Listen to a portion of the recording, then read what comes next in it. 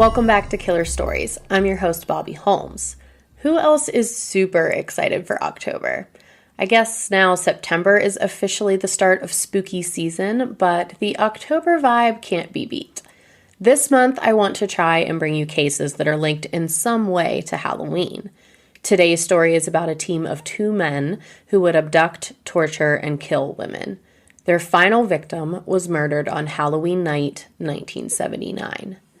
This is the case of the Toolbox Killer, not to be confused with the Toy Box Killer, David Parker Ray, that I covered back in episode 24. That one still haunts me. If you haven't listened yet, you definitely need to go back and check that one out. The Toolbox Killer is a nickname given by the media to who ended up being two men, Lawrence Bittaker and Roy Norris. The reason for the name is because the items used to torture their victims could typically be found within a toolbox. For example, pliers, an ice pick, and a sledgehammer. I don't know the extent of your toolbox, but I for sure do not own an ice pick.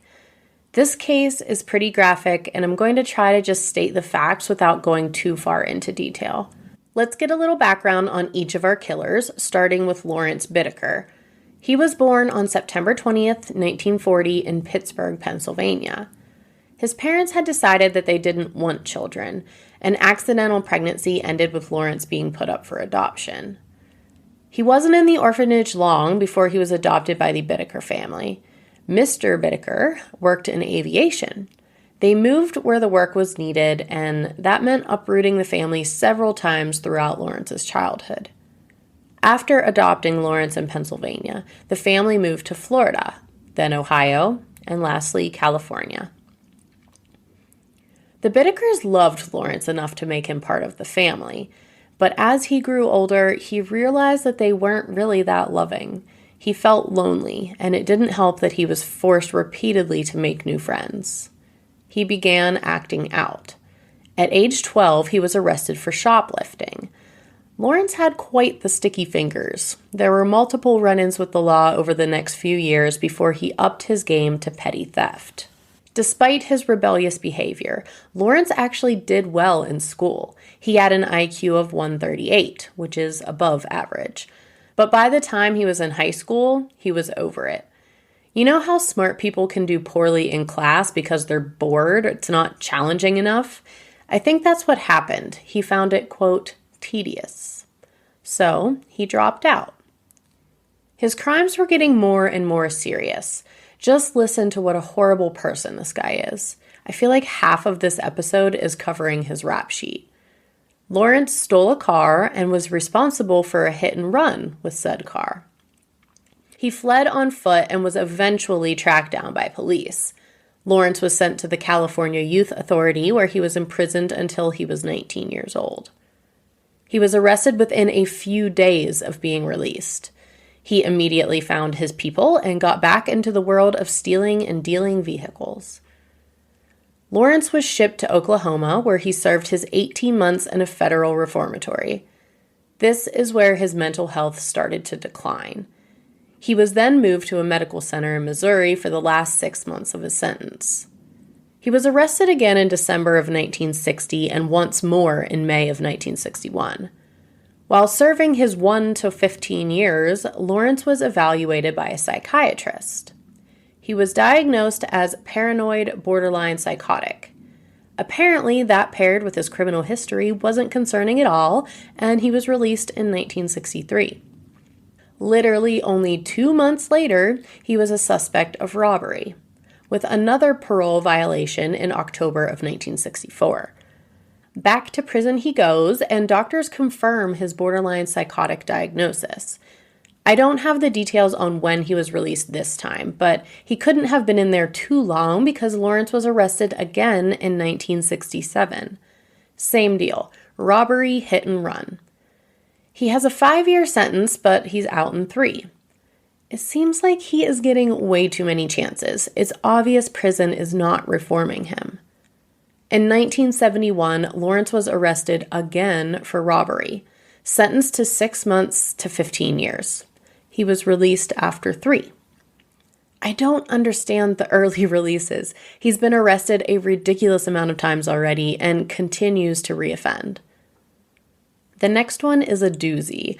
Lawrence was at the grocery store and decided he wanted a steak dinner, but he didn't want to pay for a steak dinner. He stuffs a steak down his pants and walks out of the store. An employee spotted his attempt to conceal the meat and ran outside after him. Lawrence, the badass that he is, stabs this poor guy. The man luckily survives the stabbing. Lawrence is arrested and convicted for attempted murder. While serving his sentence at California Men's Colony, he met his future partner in crime, Roy Norris. This time, a psychiatrist said that Lawrence wasn't just borderline psychotic. He was a full-on psychopath. He advised that Lawrence should not be released back into society. Why they even have a psychiatric analysis done if they aren't going to take their advice is beyond me. Lawrence Bittaker was released in 1978 and relocated to Los Angeles. Now that we've introduced Roy Norris to the story, let's go back and talk about him. Like Lawrence, Roy was a high school dropout. He joined the Navy at 17. He spent a short time in Vietnam, but he wasn't involved in combat. Most of the time, he was stationed in San Diego, California. Roy was arrested in 1969 for attempted rape. He was out on bail awaiting his trial when he struck again. He attacked a woman after breaking into her home. Luckily, the cops showed up before she was seriously hurt. This is all happening while he's in the Navy, I might add. He was finally discharged due to, quote, psychological issues. In 1970, while out on bail for his charges, he attacked another young woman on campus at San Diego State University. He came up behind her with a rock and bashed her head. Once she fell to the ground, he picked her up and repeatedly hit her head off the concrete. Luckily, someone was able to intervene and the woman survived her injuries. Roy was sent to Atascadero State Hospital, the very same place that Ed Kemper spent his late teen years. After 5 years, they decided he was no longer a threat to society. 3 months.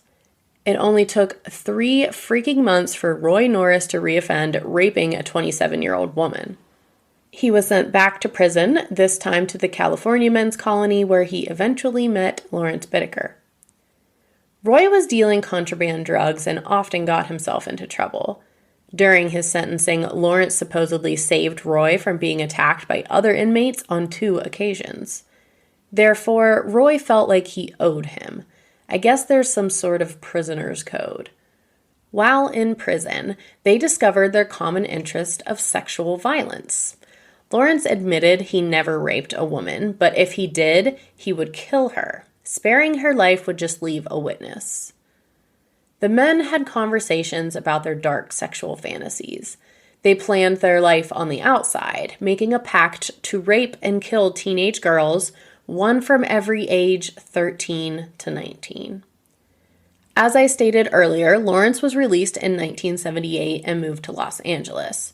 Roy was released in early 1979 and moved in with his mother, who just so happened to also live in Los Angeles. This is where things get weird. Roy supposedly had a relationship with his own mother, like a romantic, incestual relationship. Remember this little nugget of information for later. Lawrence and Roy decided to move forward with their plan to rape and kill teenage girls. For that, you need a rape van. That's what I call them anyways, the ones that don't have any windows in the back. Every time I see one, I can't help but wonder if there's someone trapped in the back. I always look at the driver's face, just in case. You never know. In the back of the van, they installed a bed. There were a set of drawers underneath that housed tools and a cooler full of beer. June 27th, 1979, Lawrence and Roy were driving around Redondo Beach.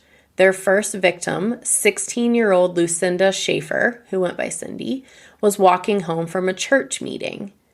They slowed down next to her and attempted to flirt with her. They offered her marijuana and beer, but she politely declined. They drove down the road and parked.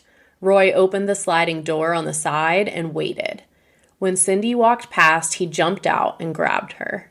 He quickly covered her mouth with duct tape so she wasn't able to scream for help. Then he tied her wrists and ankles. Lawrence drove the van to a remote location in the San Gabriel Mountains. Cindy was raped by both men. They took turns going for walks, giving each other privacy. Cindy was oddly calm throughout the whole evening. She asked Lawrence if they were going to kill her. He said no. She replied with, "If that is your intention, can I please just have a moment to pray first?" They argued about letting her free versus killing her. Ultimately, they decided the no-witness route was best. Roy started to strangle Cindy with his bare hands. He became ill by, quote, the look in her eyes, and began vomiting. Lawrence then took over the manual strangulation, which even for a strong person is harder to do than you think. Not that I've done it, that's just what I hear. Without giving her the opportunity to pray, Lawrence straightened out a wire hanger and wrapped it around her neck. Then he used vice pliers to twist the ends together until Cindy ultimately died of strangulation. Her body was wrapped in a shower curtain and thrown into the canyon. Their second victim was 18-year-old Andrea Hall. She was actually hitchhiking when they pulled over to offer her a ride. But before they could talk to her, someone else had pulled over. Andrea got in the other vehicle. Lawrence followed behind them in the van to Redondo Beach. When Andrea started walking towards the beach, Lawrence got her attention and asked if she wanted a cold drink. She jumped in the van and walked back towards the cooler. Roy ambushed her and taped her mouth shut. They drove to the same location where they took Cindy a few weeks earlier. They took turns raping her and then decided they needed some alcohol to keep the party going. Roy leaves Andrea with Lawrence and goes for a beer run. When he comes back, Lawrence is alone and looking through a stack of Polaroid pictures that were taken of Andrea. While Roy was gone, Lawrence used an ice pick to stab her in both ears.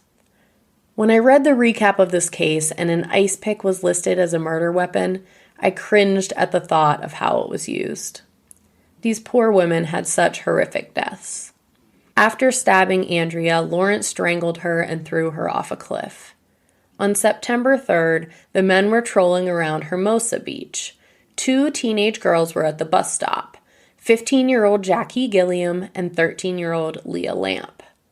Lawrence pulled up and said no need to wait for the bus, he could give them a ride. The girls jumped in, and at first everything seemed fine. They were having a good time and even smoked weed with the men. But confusion sets in when Lawrence parked the van.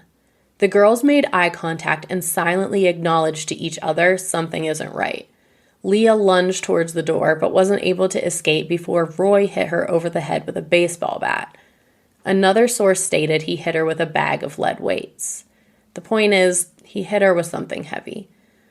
Lawrence jumped in the back and helped Roy bind their hands and feet. He drove the van to the same secluded location as before. This time, the girls were kept alive for almost 2 days. They were raped and tortured using pliers and a wire hanger. There's an audio tape recording from this event. The men wanted to document the torture. During one of the recordings, Lawrence made Jackie pretend she was his cousin while he raped her. And this isn't who got with his mama. That was Roy. They are both into incest, I guess. Lawrence stabbed Jackie's ears with the ice pick, and they took turns strangling her. Once she had passed, they turned to Leah. Lawrence pulled her out of the van and shouted, quote, "You wanted to stay a virgin, now you can die a virgin." She is 13 years old. These men are monsters.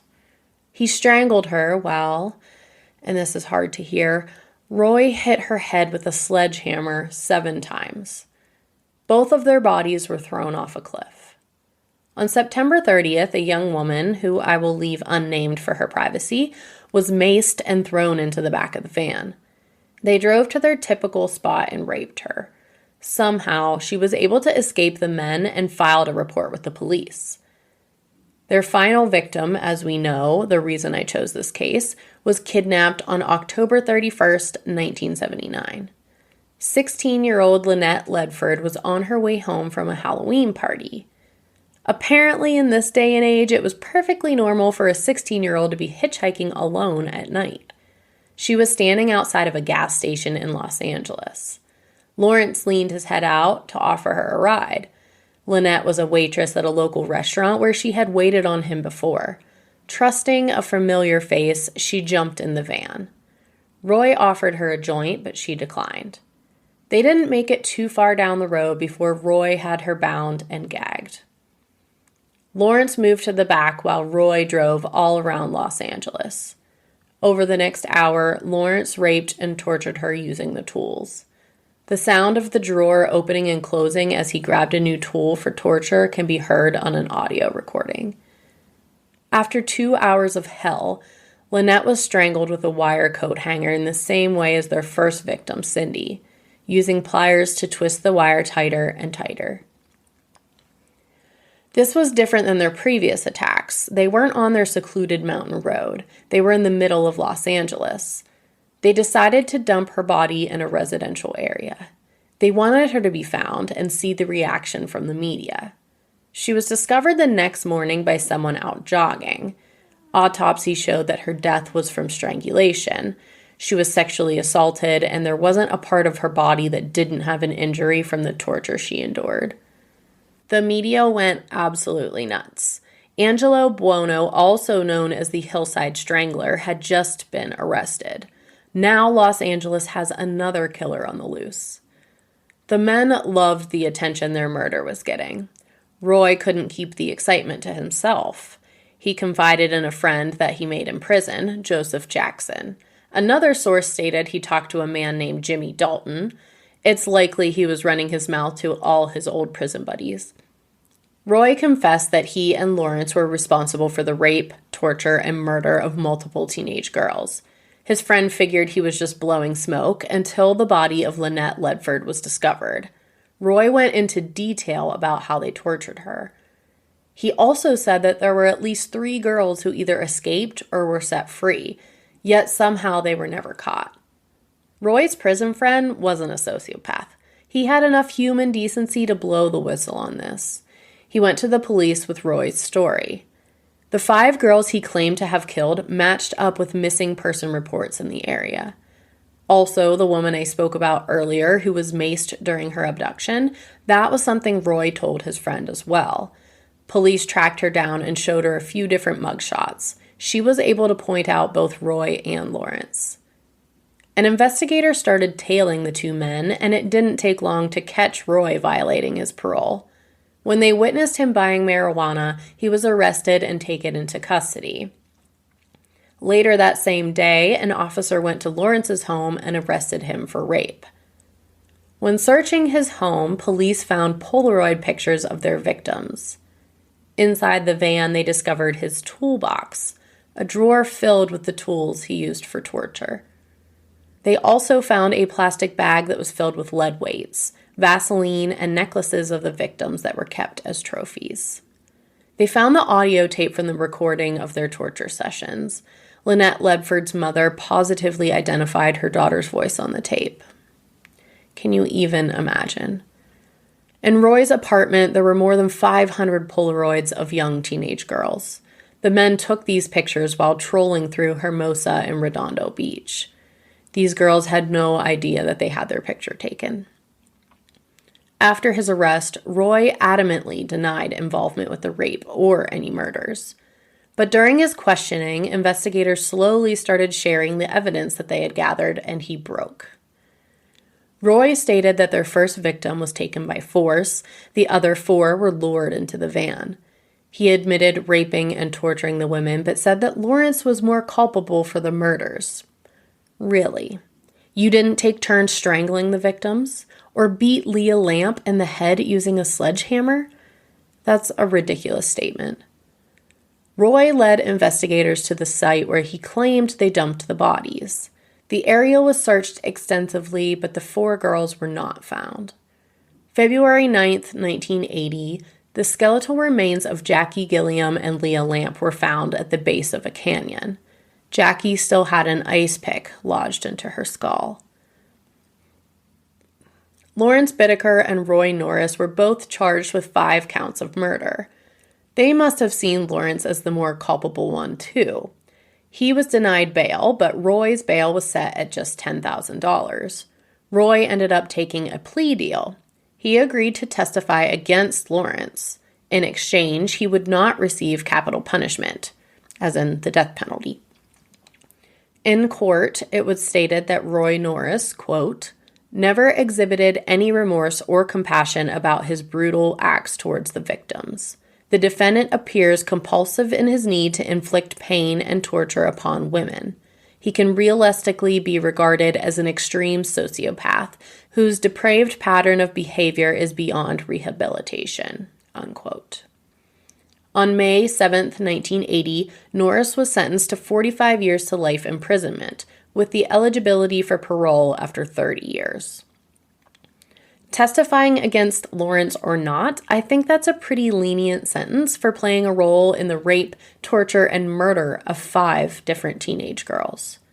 Lawrence Bittaker's trial started in January of 1981. Roy Norris testified and did not hold back any details about their crimes. Other witnesses came forward stating that Lawrence often bragged and showed off his Polaroid photos. A current prison friend testified that Lawrence had described in detail what he did to torture those poor girls. His defense team was trying to pin everything on Roy, saying that he acted alone. That was quickly squashed when the audio recording of Lynette Ledford's torture was played in the courtroom. Lawrence could be heard asking her to scream louder and laughing in the background. The tape was difficult to hear and brought tears to most in the courtroom that day. But Lawrence showed no empathy. He actually smiled while the tape played. He claimed that he had paid the girls to pose for the Polaroid photos, and the audio tape was all role play. Which makes no sense because now those girls are dead, obviously not willing participants.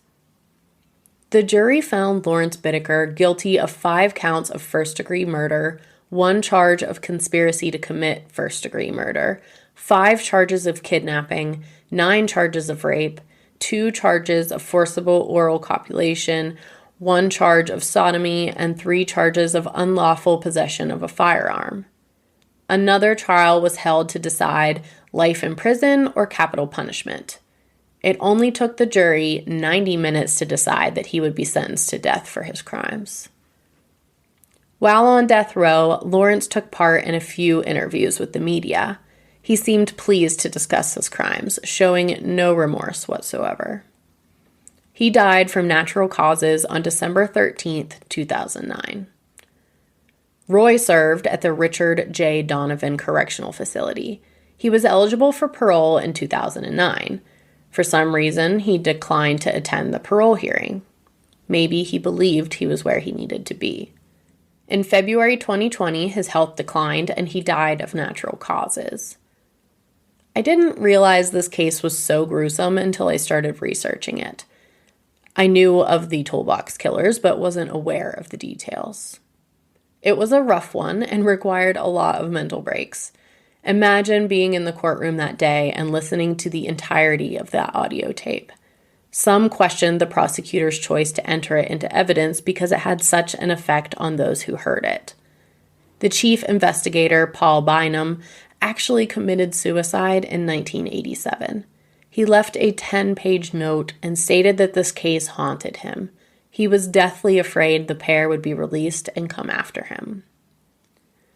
The victim is not the only one who suffers in a crime like this. So many people are affected. 5 families lost their daughters.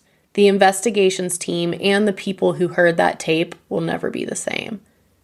Thanks so much for listening. The best compliment you can give me is sharing the show with your true crime loving friends. You can leave me a review on Apple Podcasts as well as giving a one-time donation at buymeacoffee.com/killerstories. All are greatly appreciated. Follow me on social media, Facebook, Instagram, and TikTok at Killer Stories Podcast. I'm on Twitter at Killer Stories PC. Keep emailing me those story suggestions, killerstoriespodcast@gmail.com. I absolutely love hearing from you guys. I know this episode was released a little late. Thank you for your patience and continued support.